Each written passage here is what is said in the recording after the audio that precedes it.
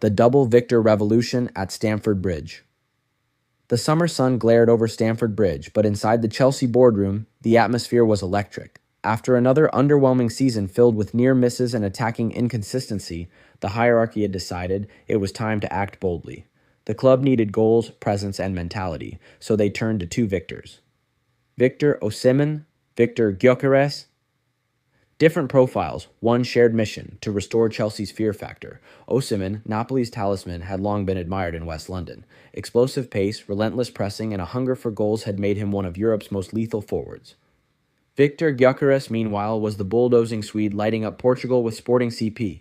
Though less glamorous than Osimhen, he was a complete forward, strong, technical, and tirelessly efficient.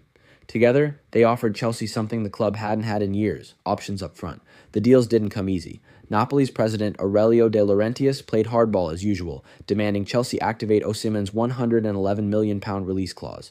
But Chelsea were prepared. Co-sporting directors Lawrence Stewart and Paul Winstanley, armed with the full support of ownership, moved swiftly. With personal terms already agreed with Osimhen and the Nigerian striker eager to test himself in the Premier League, the club pulled the trigger. Stamford Bridge buzzed with anticipation. Just a week later, a second bombshell dropped. Chelsea had agreed a €90 million deal with Sporting for Gyökeres. Mauricio Pochettino, who had been closely studying both players during the scouting process, was instrumental. "We need fighters, leaders, players who don't hide," he'd said. Victor and Victor, these two are built for the Premier League. Preseason was a spectacle. Osimhen's charisma lit up training sessions while Gyökeres was all grit and drive, immediately endearing himself to the staff. Journalists couldn't stop comparing the two. The flamboyant Osimhen, with his trademark mask and swagger, versus the grounded, powerful Swede whose quiet intensity spoke volumes. But on the pitch, they were in perfect sync. Pochettino deployed a fluid 4-2-3-1, rotating between the two strikers based on opponents. Sometimes they played together, Osimhen drifting wide to pull defenders, Gyökeres holding the line like a battering ram. Enzo Fernandez and Moises Caicedo finally had outlets for their incisive passes. Cole Palmer and Noni Madueke fed crosses, while Conor Gallagher brought energy and leadership behind them. The season opener at Stamford Bridge was against Liverpool. The eyes of the world were fixed on Chelsea's new era. Osimhen started, and within 12 minutes he'd made his mark. Caicedo won the ball deep, released Enzo, who chipped it over the top.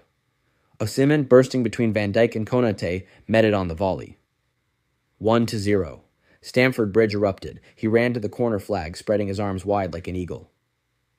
"London is blue," he mouthed. In the second half, Gyökeres came on. His first touch was a goal, a back post header from a Palmer cross. Chelsea won 2-0. 2 victors, 2 goals. One message: the Blues were back. As the season progressed, the duo alternated starts but never competed for the spotlight. Osimhen ended the campaign with 22 Premier League goals, tormenting defenses with his pace and killer instinct. Gyökeres contributed 16 league goals and 9 assists, often dropping deep to link play and batter center-backs into submission. Together, they gave Chelsea flexibility, variety, and relentless pressure, but their bond went beyond the pitch. The Nigerian and the Swede quickly became inseparable off it. In training, they competed in finishing drills, pushing each other to their limits.